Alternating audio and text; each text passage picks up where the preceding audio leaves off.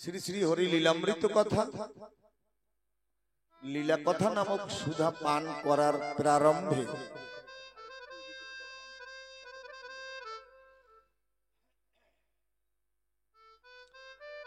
এই লীলা কথা নামক সুধা পান করার প্রারম্ভে এই তারকেস্থলী নির্দেশিকা জানায় এই মতুয়া দর্শন বা সূক্ষ্ম সনাতন তত্ত্বের পরিভাষাটা কি। একটু আগে আমরা সঙ্গীতের মাধ্যম দিয়ে মঙ্গলাচরণ অনুধাবন করলাম।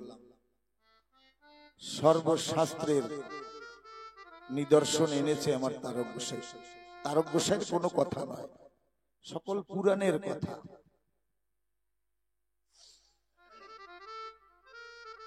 হয়গ্রীব অবতার, কপিলা অবতার, পুরাণের কথা। যখন কৃষ্ণ জন্ম নিল পূর্ণ ব্রহ্ম নয়, পুরাণের কথা। শচী গর্ভে জন্ম লয়ে নাছিলেন পূর্ণ, পুরাণের কথা। চৈতন্য চরিতামৃতের কথা, তারক গোসাইয়ের কথা নয়। তাহলে পুরাণ আর লীলামৃতের সঙ্গে হৃদ্রতা রয়েছে, সম্পর্ক রয়েছে, আত্মীয়তা রয়েছে। আমরা তেমনি দৃষ্টিতে সুদর্শনে আমরা এই লীলামৃতকে আস্বাদন গ্রহণ করব। তাহলে মতুয়া দর্শন বা সূক্ষ্ম সনাতন তত্ত্বের পরিভাষাটা হলো এই: দেহে বৈশে রিপুগণ যতেক ইন্দ্রিয়গণ কেহ কারো বাধ্য নাহি হয়। পঞ্চভূতের তৈরি এই মাটির দেহ, ক্ষিতি অবতেজ মরুদ্বন। তাই মহাজন বলেছে, সিদ্ধান্ত বলেছে, দেহে বৈশে রিপুগণ যতেক ইন্দ্রিয়গণ কেহ কারো বাধ্য নাহি হয়। শুনিলে না শুনে কান, জানিলে না জানে প্রাণ, ডরাইতে না পারে নিশ্চয়। চেষ্টা করি কিন্তু পরিণাম ভালো হয় না। অনেকে সাধু সঙ্গ করি, অনেক সদ্গুরুর সান্নিধ্যও পেয়েছি, কিন্তু পুরা মনের সাথে পারলাম না। এই প্রামণ তো বাঁধন মানে না। তাই জিজ্ঞাসু জানতে চাইলেন, হে শ্রীহরি, অত কেন প্রযুক্ত অয়ং পাপং করতি? না চাইতেও কেন এই পাপ কর্ম করি? অথ কেন প্রযুক্ত অয়ং পাপং করতি পুরুষ? মানুষ জানে যে তার পাপের দ্বারা পতন হয়, বিনাশ, স্খলন, ধ্বংস হয়, তবু কেন পাপ করে? হে হরি, তুমি এই প্রশ্নের উত্তর দাও। আজকে সারা বিশ্বের নিষ্পেষিত, নির্যাতিত, অশান্তি ভোগ করা মানুষ ঠাকুরের কাছে দ্বারগ্রস্ত হয়েছে। ঠাকুর তুমি জবাব দাও। শাস্ত্রে নিদর্শন রয়েছে না, সর্বধর্ম পরিত্যাজ্যং মামেকাং শরণং ব্রজ। সকল ধর্ম ত্যাগ করে আমাকে শরণ নাও। শুধু সনাতন অবলম্বী জানারা। এই সনাতন ধর্মে 22টি লোকায়েত ধর্ম আছে। 22টি লোকায়েত, ব্যক্তিগত ধর্ম তাকে বলে। যেমন মতুয়া ধর্ম, কবিরপন্থী, জৈন ধর্ম, সনাতন ধর্মেরই শাখা। এই 22টি লোকায়েত ধর্ম। এর বাইরে মুসলমান, খ্রিস্টান, ফার্সি, ইহুদি। কৃষ্ণ যদি জগৎপতি হয়, বিশ্বের মালিক হয়, তাহলে এই প্রবচনটা, এই নিদর্শনটা, এই শ্লোকটা শুধু সনাতন ধর্মের জন্য, ধার্মিকের জন্য।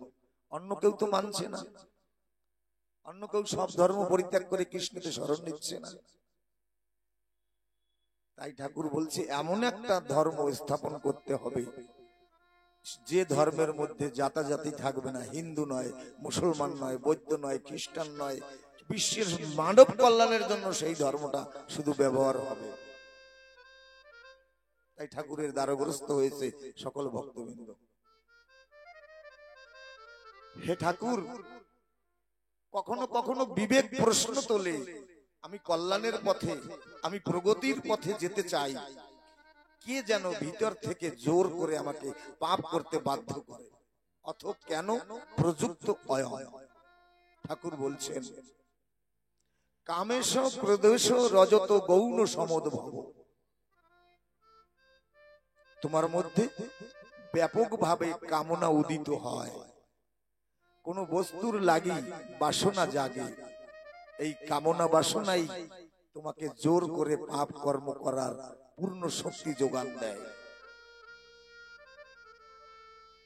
আমার অশ্বিনীকর্তা বলেছে কামকে লাগাও গুরু সেবায়। কে বলে রে রিপু ছয়জন, কে বলে? সমস্ত দার্শনিক, সমস্ত বৈষ্ণব কবি রিপুকেদের মানব শরীরের শত্রু বলে আখ্যা দিয়েছে, কিন্তু আমার হরিচাঁদ ঠাকুরের দর্শন অশ্বিনীকর্তা বলেছেন কে বলে রে রিপু ছয়জন, এরা গুরুর সেবার মূল মহাজন। এরা আমাদের থেকে আলাদা নয়।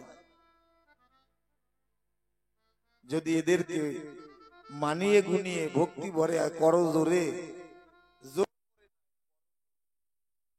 বলা হয় সুন্দর নরতনু পেয়েছি ভজনের জন্য। হে রিপুগণ, তোমরা আমার সঙ্গী হও, তোমরা আমাকে কৃপা করো, আমি একটু গুরুর সান্নিধ্যে যেতে পারি। গুরু যদি কৃপার হস্ত মরিশন করে মস্তকে, তাহলে অনাদির আদি পতিতের বান্ধব দয়াল হরিচাঁদের দর্শন বা তার কৃপা কণা পেতে পারি। রিপুগণ, দেহে বৈশে রিপুগণ, কারোর কথা শুনছে না।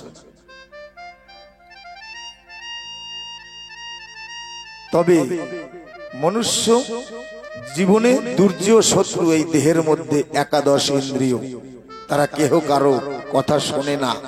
এত শাস্ত্র, এত সাধু উপদেশ, কত সাধন ভজন, বিন্দু মাত্র আমার জীবনে কাজে আসলো না কেন? এত বিধি নিষেধ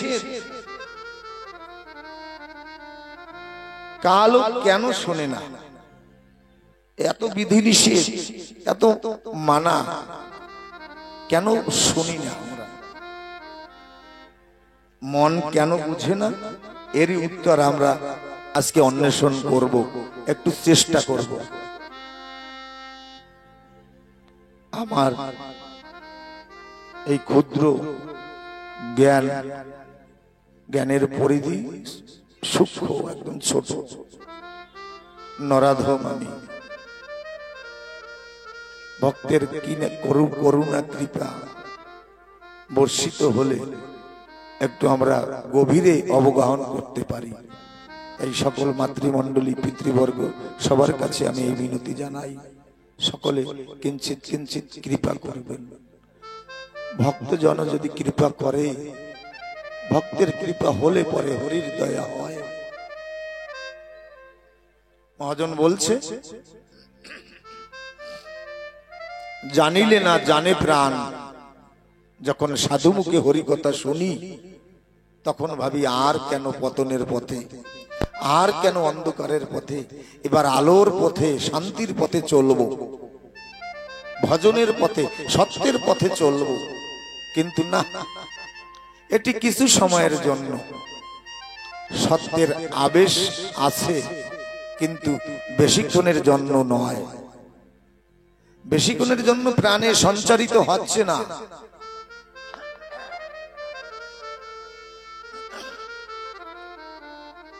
কথাটা শ্মশান বৈরাগ্য নামে আখ্যায়িত হয়েছে। আমরা এখন ভাগবত আসরে এসেছি, লীলামৃত পাঠে বসেছি, শ্রবণে বসেছি। শ্মশানে গেলে যেমন বৈরাগ্য ভাব জাগে, যখন ওই মরা দেহটা সবটাকে শ্মশানে তুলে দেয়, যখন অগ্নি প্রজ্বলিত করে, অন্তর্জলি করে, তখন মনে মনে বিবেক গেয়ে ওঠে, না, সকল কিছু তো ফেলে এমনি আগুনের কবলে আত্মাহুতি দিতে হবে। তাহলে কেন কারণ মানুষের মনে ব্যথা দিয়ে, বাক্যবান দিয়ে কষ্ট দেব? না, এরপর থেকে আর আমি এমন ভালো কর্ম করব না, অপকর্ম করব না।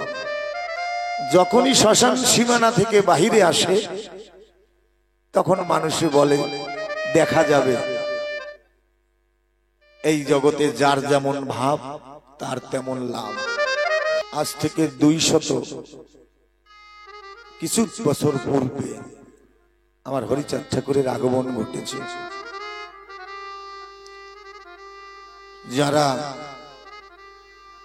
অন্তর্মুখী অন্তর্মনা যেসব সাধুগুরু বৈষ্ণবগণ, তানারা যে ভাষাভাষীর হোক না কেন, যখন পূর্ণ ব্রহ্ম অবতরণ হয় তারা জানতে পারে। তেমনি আমার হরিচাঁদ ঠাকুরের আগমনে উত্তর ভারত, উত্তরাখণ্ড, সেখান থেকে একজন ভক্ত ছুটে এসেছেন সুদূর বাংলাদেশ জয়পুরে। জয়পুর গ্রামে এসে গ্রামে লক্ষ্য করছেন একজনও পুরুষ গ্রামে নাই, শুধু মায়েরা আছে।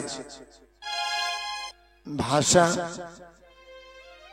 পরিবর্তনী লোক, বাংলা ভাষা জানে না, হিন্দিতে মায়েদের বলছে, মা আমরা উত্তর ভারত থেকে এসেছি, শুনেছি এই গ্রামে নাকি একজন ইচ্ছাময় মানুষ থাকে, মনে মনে যা ইচ্ছা করবে তাই হবে।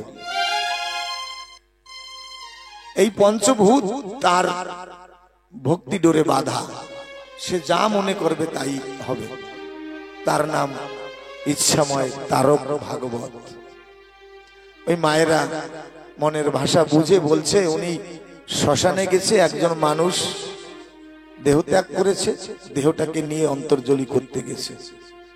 শ্মশানে গেছেন, কিন্তু চেনে না, কোনোদিন দেখে নাই। আবার ফিরে এসে মাকে বলছে, মা তার অবয়বটা কেমন, তাকে কেমন দেখা যায়? মায়েরা নিদর্শন দিলেন, এমনি চুল দাড়ি রয়েছে। আবার গেলেন শ্মশানে, গিয়ে দেখে সকলার চুল দাড়ি আছে, সকলে গোসাই। আবার ফিরে এলেন, মাকে বলছেন, মা সেই রকম ব্যক্তি তো নাই, সবাই তো একই রকম দেখা যায়। মায়েরা তখন উদ্বিগ্নতার সহিত মনে মনে ভাবলো, কি বলে এমন একটা নিদর্শন দেই যে তারক গোসাইকে প্রকৃত চিনতে পারে। মা তো সর্বশক্তির আধারে নেই। মা বলছে, দেখো শ্মশানে গিয়ে দেখবে যার মস্তকে অগ্নি প্রজ্বলিত আছে তিনিই তারক গোসাই। কিন্তু সাধুর সঙ্গেতে প্রাণ জুড়ায় রে ভাই, শীতল করে তাপিত অঙ্গ, ক্ষণেক মাত্র নীলে সঙ্গ। সাধু সঙ্গ এমন একটা বস্তু।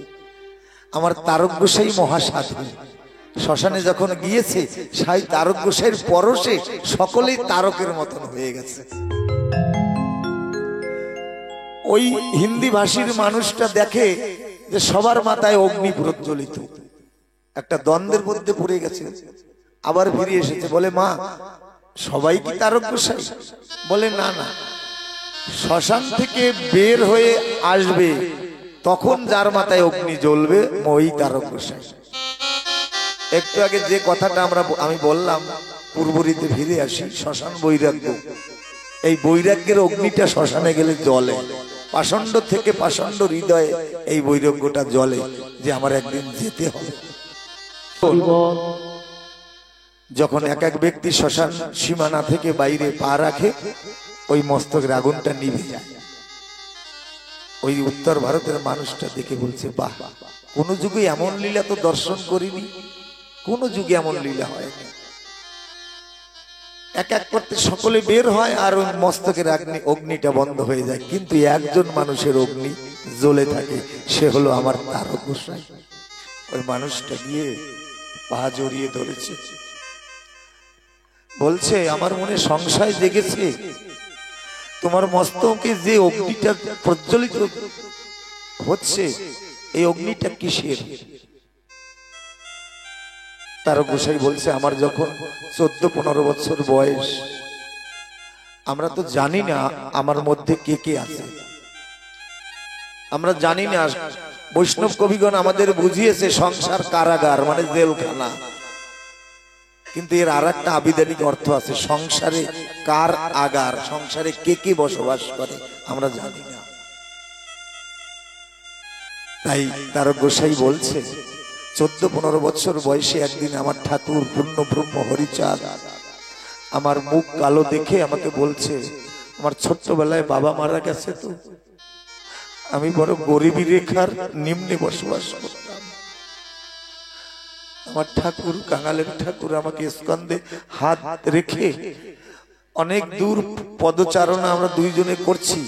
আমার পূর্ব 4 জন্মের ইতিহাস আমাকে দর্শন করালো টিভির পর্দার মতো। বলছে, তারক রে, তুই গরিব নয়, তুই ছোট নয়, তুই যে কৃষ্ণ ধনে হরি ধনে ধনী, শুধু এক যুগে নয়, 4 যুগের তুই ধনী, এক যুগে তুই ব্যাস ছিলি। এই স্মৃতি যখন তারকর্তাকে জাগিয়েছে, 14 থেকে 15 বছর বয়স, তখন জাগানোর পরে আশীর্বাদ দিয়ে তারককে বাড়ি ফিরে যেতে বলে, সংসারে যা। সেই 15 বছর বয়স থেকে এই অগ্নিটা আমার মস্তকে জ্বলেছিল। সকলে আমরা নিজের অস্তিত্বকে চিনি না, আমি কে। একবার যদি মনের বসা যে বাঞ্ছা কল্পতরু, তাকে যদি জিজ্ঞাসা করা, হে ঠাকুর আমি কে, বারবার যদি মস্তিষ্কে আঘাত করা হয়, এই মস্তিষ্কের 2 ভাগে 2টো পর্দা থাকে, মাকড়সায় জাল বনে না, 2টো পর্দা থাকে, পিটিউটারি গ্ল্যান্ড আর একটা গ্ল্যান্ড পালমেনারি। ওই 2টো গ্ল্যান্ড 2 রকম কর্ম করে। মানুষ কর্ম করতে করতে করতে করতে যখন হতাশাগ্রস্ত হয়, তখন একটা গ্ল্যান্ডে কুয়াশা পড়ে যায়, ওইটা কাজ করা বন্ধ করে দেয়। তখন মানুষ একটু বিশ্রাম করে নেয়। যারা একটু নেশা করে তারা একটু নেশার সম্মুখীন হয়, কারোর তৃষ্ণা লাগে, তখন আরেকটা গ্ল্যান্ড কাজ করে।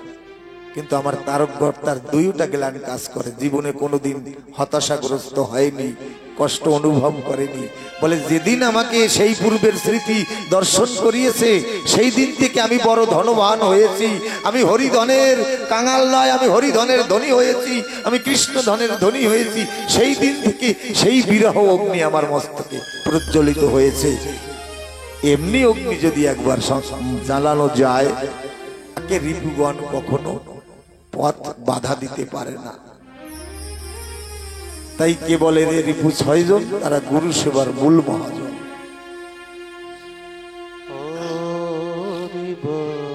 ধরাইতে না পারে নিশ্চয়, আমি এদের নিয়ন্ত্রণ করতে পারলাম না। মনে ভাবি, হেন কর্ম করিব না আর, স্বভাবে করায় কর্ম, দোষ কি আমার।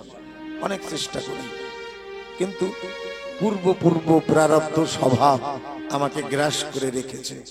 তাই চেষ্টা করলেও চেষ্টায় আমি পরিণাম ভালো পাই না।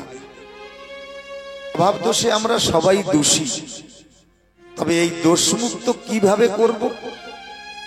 আমরা দেখেছি, নেকুল মানে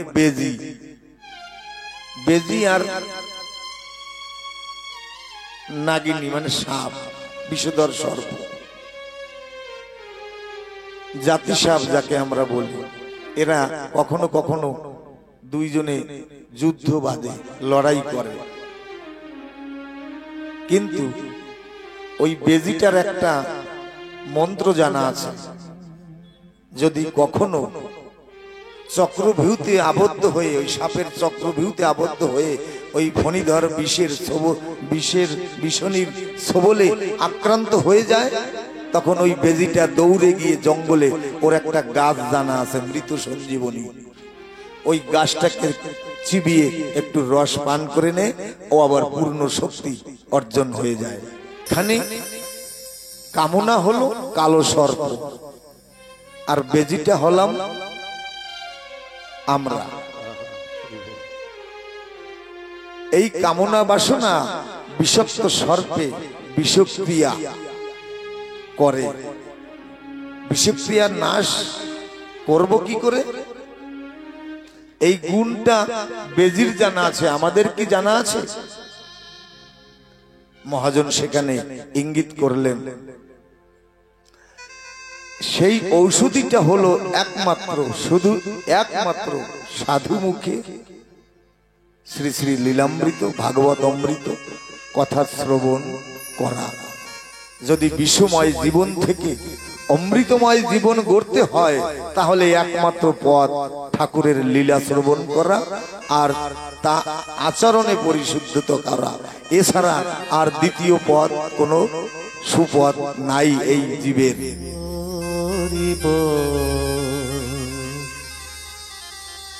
তাই ঠাকুর বলছে, মহাজন বলছে, অন্ধেরে দেখাতে পথ, দুঃখী জনের আশা, ব্যথিতের ব্যথা নিতে, মুখে দিতে ভাষা, প্রাণহীনে দিতে প্রাণ, মৃতে দিতে সারা, ওরা কান্দি অবতীর্ণ হরিবন চোরা। কিন্তু সবাই প্রেম ভক্তি পেল, কেউ কৃষ্ণকে বেঁধেছে, কেউ গৌরকে বেঁধেছে, কেউ হরিচাঁদকে বেঁধেছে। আমার জীবনে কিছু হলো না, বড়ই দুর্ভাগ্য, আমি অতি দুরাচার, সাধু স্পর্শ হইল না ভাগ্যেতে আমার। আমার এত সুন্দর জীবন বিফলে গেল। মহাভাবের দ্বারা মন নির্মল হয়, অকামনা ভক্তি পাকিলে তারই প্রেম কয়। আমার তো শুধু কামনা বাসনা, এই বিশেষ জ্বলছি জীবন ভরে। এই কামনা বাসনা